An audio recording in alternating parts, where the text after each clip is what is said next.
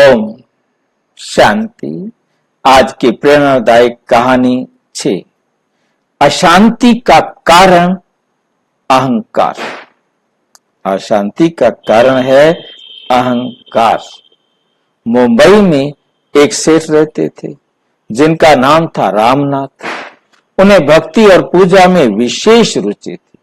वो समय समय पर किसी न किसी साधु संत आदि को अभी अपने बंगले पर लाया करते थे ताकि उनका आतिथ्य किया करें, परंतु इतना धन और भक्ति भावना होने पर भी वो अशांत रहते थे। एक बार उनके वहां एक सन्यासी आकर ठहरे हुए थे। शेष जी ने सन्यासी जी से को बताया कि उनके जीवन में अशांति है। दोपहर को जब सन्यासी जी और सेठ जी ने भोजन कर लिया तो सेठ जी उन्हें अपने बंगले के विभिन्न भाग दिखा रहे थे। बंगला दिखा चुकने के बाद सेठ जी सन्यासी महोदय को बंगले के बगीचे में ले गए। वहां रंग बिरंगे फूलों की शोभा देखने लगे। जैसी थी सबकी मिली जुली सुगंध भी मन को बहुत लुभाने वाली थी। सेठ जी अंगुली के इशारे से सन्यासी जी को बता रहे थे, इस फल का पौधा मैंने सिंगापुर से मंगाया था। वे सामने जो पेड़ है उसकी कलम ऑस्ट्रेलिया से मंगाई गई थी और वे जो फूल दिखाई दे रहा है वो जापान से लाया गया था। फिर एक कारखाने की ओर इशारा करते हुए सेठ जी कहने लगे, वे जो एक बहुत बड़ा कारखाना आप देख रहे हैं वो मेरा है। उसमें 3000 व्यक्ति काम करते हैं। उधर दूसरी ओर जो बहुत बड़ी जमीन दिखाई दे रही है उस पर अभी तीसरा कारखाना बनना है, शुरू होगा। मेरे पास 4 मोटर कार हैं।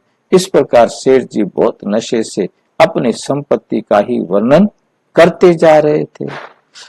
कभी वे अपने गलीचों की बात करते, कभी फानुसों की, कभी फर्नीचर की, तो कभी सजावटी सामान की, कीमती चित्रों और कलाकृतियों की बात करते समय उनसे कुछ अभिमान के प्रकंपन आते थे। सन्यासी जी सेठ जी की बातों को सुनते हुए केवल करते रहे। जब वे वापस अपनी बैठक में लौटे तो वहां विश्व का एक नक्शा लटक रहा था। सन्यासी महोदय ने सेठ जी से कहा, सेठ जी इसमें भारत देखो कहाँ है, कहाँ दिखाया गया है। सेठ जी ने चित्र में भारत देश पर अंगुली रख दी।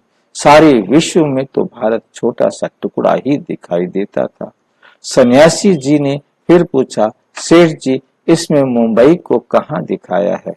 सेठ जी ने नक्शे में मुंबई पर उंगली रख दी। उसमें तो मुंबई को एक बिंदु के ही रूप में दिखाया गया था।